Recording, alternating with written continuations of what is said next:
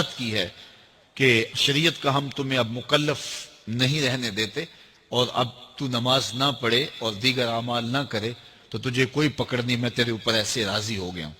تو ایسے بادل سے آواز آئی، کہتے ہیں مان میرے دل میں خیال آیا کہ اگر عبادت کا مکلف نہ ہونا ہوتا، امام الانبیاء صلی اللہ علیہ وسلم سے بڑھ کر کون اللہ کا مقرب تھا، لیکن ان کو تو کہا گیا وَاعْبُدْ رَبَّكَ حَتَّى يَأْتِيَكَ الْيَقِينُ، انہیں تو کہا گیا کہ آخری سانس تک اللہ کی عبادت کرنی ہے۔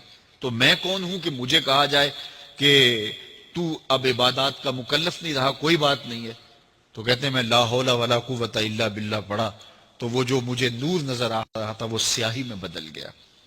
تو وہ ابلیس تھا جو اس رنگ میں مجھے بھٹکانا چاہتا تھا، کہا عبد القادر اس مرتبے پہ پہنچے ہوئے کتنے لوگوں کو میں نے گمراہ کر دیا، تیرے علم نے تجھے بچا لیا۔ تو میں نے کہا ظالم، میرے علم نے مجھے نہیں بچایا، میرے اللہ کے فضل نے بچایا۔ تو کہا پھر بچ گیا ہے، کئی میں نے یوں لوٹ لیے۔ اس پہ میں اپنی کوئی بات نہیں کرتا، پیر نصیر الدین نصیر صاحب کی ایک کتاب ہے پیری مریدی کی شرعی حیثیت، جو پیروں کی عزت افزائی اس کے اندر انہوں نے کی ہے نا، انہوں نے ایک جملہ میں بتاتا ہوں، انہوں نے کہا آج کے دور میں جس نے اپنا ایمان خراب کرنا ہے نا وہ مرید ہو جائے، اور جس نے اپنا ایمان بچانا ہے تو پیروں سے اپنے آپ کو بچا کے رکھے، خود پیر ہو کے۔ ٹھیک ہے، میں نے خود ان کو دیکھا ہے، میری ملاقات بھی گھر میں ان کے ساتھ ایک دفعہ سیٹنگ بھی ہوئی، 2007 یا 8 کی بات ہے۔ تو ان کے پاس میں نے دیکھا ایک وہ بوڑھی سی عورت آئی، وہ پیسے لے کے نا ہاتھ میں پکڑا لیں، یوں اٹھا کے پڑے پھینکے، کہنی بی بی اللہ کو لو مانگ، پیر کے کر سکتا ہے۔ یہاں بھی جیل میں تقریر کر کے گئے نا، ایک بار ہی بلایا، دوبارہ انہوں نے بلایا ہی نہیں ہے محفل نعت میں۔ ان دنوں بارشیں نہیں تھی ہو رہی، تقریر ان کی رکھی ہوئی تھی، کم از کم 25-30 ہزار مجمع تھا، پورا اسٹیڈیم کرکٹ کا بھرا ہوا تھا۔ اس کے بعد یہ طارق جمیل صاحب کا جلسہ اتنا بڑا ہوا ہے جو وہ ہوا تھا، مریدوں نے بلایا، انہوں نے کہا تسی کہندے ہو پیر دیندے نے تے سارے پیر لے آؤ نا، بارش کرو، نہیں دیندا جے لے لو، او دی مرضی جو دے گا۔ اسی لیے تو کہتے آخری وقت جو جی وہ وہابی ہو گیا سی، جی یہ ہو گیا سی، وہ ہو گیا سی۔ اگر وہ وہابی ہو گیا سی تو پھر تہاڈی بزرگی چ کمی ہے کہ تہاڈی اولاد بھی ہو کے تہاڈے سلسلے چ بھی ہو کے وہ گمراہ ہو گیا۔ پیر تو اسی لیے کیا جاتا ہے نا تاکہ آپ گمراہ نہ ہو، اگر پیر ہی خود گمراہ ہو جائے، مریدوں کو چھوڑ دے، اگر پیر گمراہ ہو رہا ہے تو بڑے بزرگوں کی بزرگی سٹیک پہ لگ گئی ہے جن کی وجہ سے وہ بیٹھا ہوا ہے۔ اچھا پھر میں آپ کو ایک واقعہ بتاتا ہوں، یہ شیخ عبد القادر جیلانی رحمہ اللہ تعالیٰ کے بارے میں ایک واقعہ ہے جی۔ وہ ایک دفعہ ایک جنگل میں عبادت کر رہے تھے تو آسمان سے آواز آئی، ایک روشنی ظاہر ہوئی، عبد القادر تجھے اللہ نے بخش دیا، اب کے بعد کوئی نمازیں نہیں، جو مرضی کر۔ تو انہوں نے پڑھا لا حول ولا قوت الا باللہ، تو وہ شیطان تھا چیخ مار کے غائب ہو گیا۔ شیخ عبد القادر جیلانی نے کہا کہ نمازیں تو نبی کو معاف نہیں تھیں، میری کیا حیثیت ہے؟ تو جاتے جاتے اس نے کہا کہ شیخ عبد القادر جیلانی تیرے اس مقام پہ پہنچے ہوئے 70 اولیاء اللہ میں نے بہکا دیے ہیں اسی بات کے اوپر، تو اپنے علم کی وجہ سے بچ گیا ہے۔ تو انہوں نے کہا یہ تو نے دوسرا وار کیا ہے، میں اللہ کے فضل کی وجہ سے بچا ہوں۔ یہ اللہ اکبر، اس واقعے کی میں انجینئرنگ کرنے لگا ہوں کہ سر وہ جو 70 غوث تھے جن کو شیطان نے اوندھا منہ کر کے دوزخ میں پہنچایا ہے، ان کے لاکھوں مرید کدھر گئے؟ 71 ہی چوں ایک ہی بچا جے، 70 نو تو شیطان لے گیا جے۔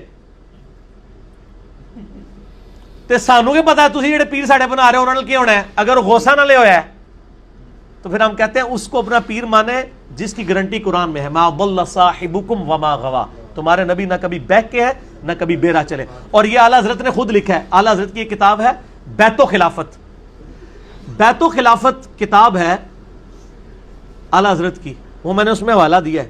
اس میں انہوں نے لکھا ہے کہ یہ جو بایزید بستامی کا قول ہے نا، جس کا کوئی پیر نہیں، اس کا پیر شیطان ہے، یہ محض باطل ہے۔ تحقیق ہر سنی مسلمان کا پیر محمد رسول اللہ صلی اللہ علیہ وآلہ وسلم۔ ٹھیک ہو گیا؟ تو یہ اعلیٰ حضرت خود کہہ رہے ہیں کہ بایزید بستامی نے جو بات کی ہے یہ باطل ہے۔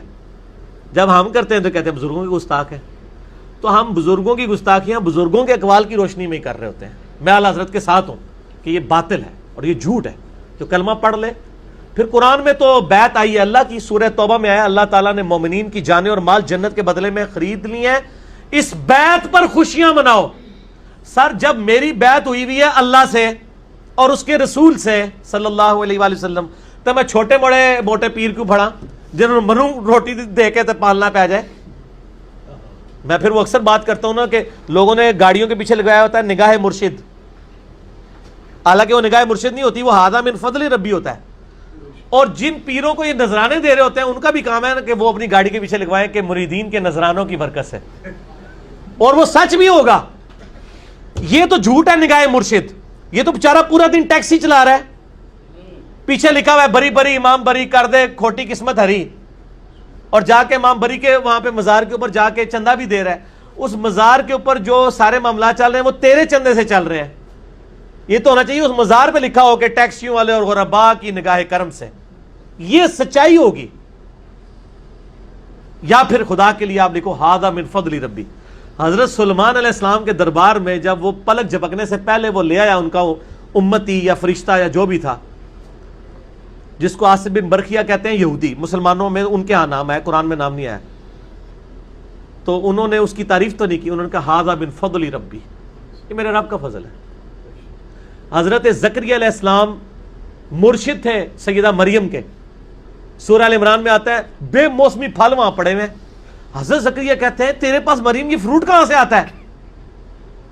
وہ مریم اگر آج کی ہوتی نا تو کہتے حضور نگاہ مرشد ہے، تہاڈی دعاواں دی برکت ہے.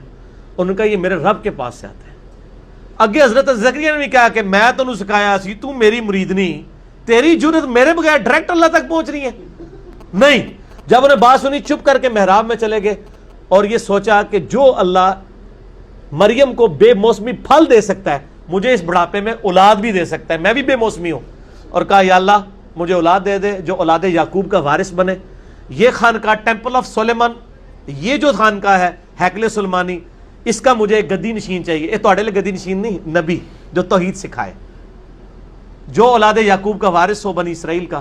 اللہ نے ان کو بڑھاپے میں، وہ بڑی پیاری دعا ہے سورہ مریم میں، میرا بال سفید ہو چکے ہیں، سر چمک اٹھا ہے سفید